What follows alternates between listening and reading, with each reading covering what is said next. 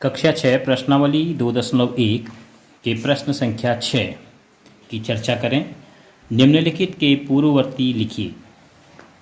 4 संख्याएं दी हैं ए, बी, सी और डी के रूप में। प्रत्येक संख्या का हमें पूर्ववर्ती संख्या पता करनी है। तो ए पहली संख्या है 94। तो 94 की पूर्ववर्ती क्या होगी वो हमें नोट करनी है।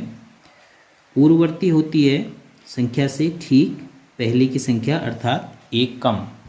तो 94 की पूर्ववर्ती क्या होगी, हम केवल इकाई अंक 4 के आधार पर पता कर सकते हैं। 4 की पूर्ववर्ती 3 होती है, तो 94 की पूर्ववर्ती हो जाएगी 4 की जगह 3, 93। बी 10,000, यह संख्या बड़ी है और इसमें इकाई, दहाई, सैकड़े, हज़ार पे शून्य भी हैं। तो अगर इस प्रकार की संख्याओं में आपको दिक्कत महसूस होती है तो आप घटा सकते हैं 10,000 में से एक, क्योंकि पूर्ववर्ती पता करना है तो हम एक घटाएंगे। तो एक घटाने के लिए अब यहाँ पर हमें शून्य में से एक घटाना है, तो नहीं घटता है तो हम यहाँ से हासिल ले जाएंगे। तो यहाँ पहुँच जाएगा 10 में से एक 9, फिर यहाँ भी 9 रहेगा, यहाँ भी 9 रहेगा, यहाँ भी 9 रहेगा और यहाँ पर शून्य हो जाएगा। तो 10,000 की पूर्ववर्ती संख्या हो जाएगी 9,999। अगली संख्या सी है 2,08,090। 2,08,090। अब चूंकि इसके इकाई स्थान पर शून्य है और इकाई स्थान पर शून्य है तो मैं दोनों संख्याओं को ले लेता हूँ, इकाई और दहाई मिला के, तो 90 हो जाता है। और 90 की पूर्ववर्ती संख्या क्या होती है, 89, एक कम। तो बाकी में कोई परिवर्तन नहीं करूँगा, ये बाकी में कोई परिवर्तन नहीं किया। उसके बाद 90 लिखा तो इसकी जगह क्या लिख दिया, 89। ऐसे भी आप पूर्ववर्ती संख्या आसानी से पता कर सकते हैं। डी में है 76,54,321। यह संख्या बहुत बड़ी है, लेकिन इसका पूर्ववर्ती कौन होगा यह पता करना आसान है, क्योंकि इसके इकाई स्थान पर हमें शून्य नहीं है, एक है। तो एक का पूर्ववर्ती संख्या रेखा में ध्यान से सोचिए, एक से ठीक पहले कौन पूर्ण संख्या होती थी, शून्य। तो हम एक की जगह शून्य कर देंगे, बाकी वही रहने देंगे। 76, 54, 32 और एक की जगह क्या हो गया, शून्य। तो ये होगी 76,54,320। कोई भी बड़ी संख्या हो, अगर उसके इकाई स्थान पर शून्य के अलावा कोई भी अंक होगा तो आप इकाई स्थान के आधार पर ही पूर्ववर्ती बता सकते हैं। और शून्य है तब भी आप इकाई और दहाई को, जैसे इसमें देखो शून्य था तो हमने इकाई और दहाई के आधार पर बता दिया। अगर लगातार शून्य है तो तब हमने घटा के पता कर लिया।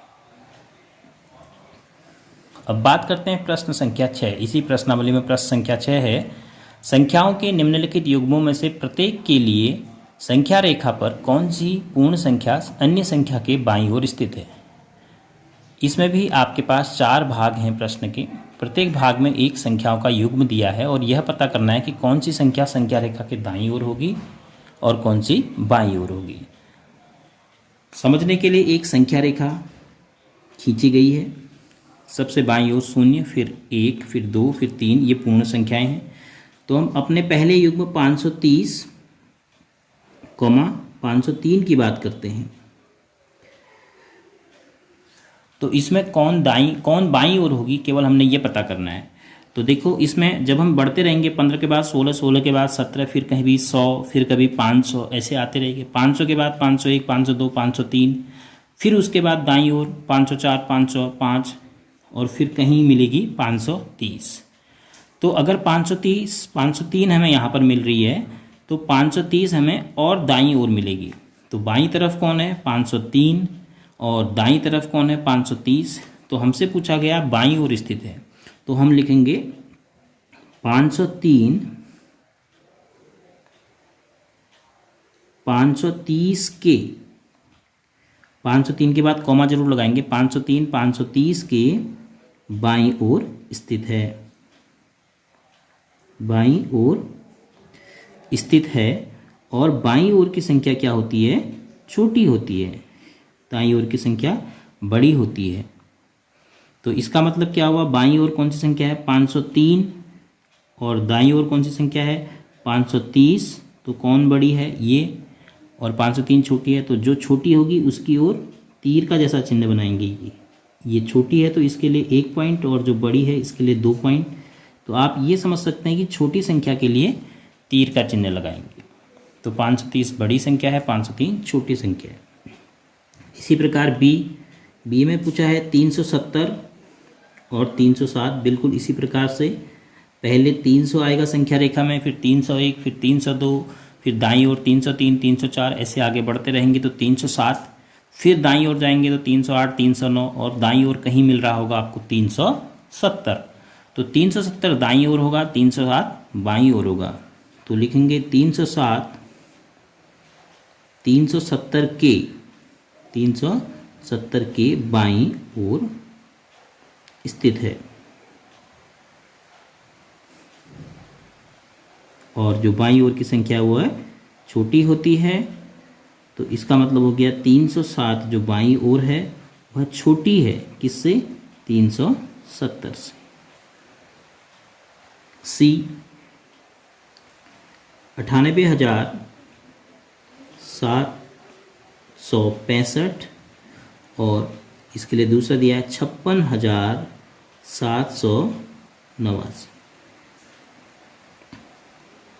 अब देखिए जब संख्या रेखा में 100 के बाद 900, 900 के बाद फिर 1000, फिर 1000 के बाद 10,000, तो 10,000 के बाद आगे बढ़ते जाएंगे तो कभी 50,000, फिर 56,000, फिर 57,000, फिर 58,000, तो फिर जाके काफ़ी देर बाद आएगा आपके पास 98,000। क्योंकि दाईं ओर बढ़ते रहेंगे तो 56 के बाद 57, ये 56,789 है, फिर 57,000 मिलेगा, फिर बहुत दूर बाद 58 मिलेगा, फिर 59,000 मिलेगा और काफ़ी दूर बाद आपको दाईं ओर मिलेगा 98,000। तो इन दोनों में यह संख्या बाईं ओर होगी और यह संख्या होगी दाईं ओर। तो 56,789 98,765 के बाईं ओर स्थित है, बाईं ओर स्थित है। और अब आपके लिए आसान हो गया, बाईं ओर की संख्या छोटी होती है तो इसलिए लिखेंगे 56,789 छोटी है किससे, 98,765 से। इसी प्रकार डी, अब जब 10,000 भी पूरा हो जाएगा, फिर 99,000 के बाद 1 लाख, फिर 10 लाख, फिर 1 करोड़, इस प्रकार से दाईं ओर ही बढ़ते जाएंगे क्योंकि दाईं ओर को ही मान बढ़ने हैं। तो अगला जो युग्म है उसमें है एक संख्या है 98,30,415, 98,30,415 और दूसरी संख्या है 1 करोड़, उसके बाद लाख में कुछ नहीं है, 23,000 और फिर 1। अब इन दोनों में समझना है कि पहले देखो 98 लाख, फिर उसके बाद 99 लाख, फिर जाके आएगा 1 करोड़। तो ये बाईं तरफ होगी संख्या क्योंकि 1 करोड़ उसके बाद आएगा जब लाख पूरा हो जाएगा।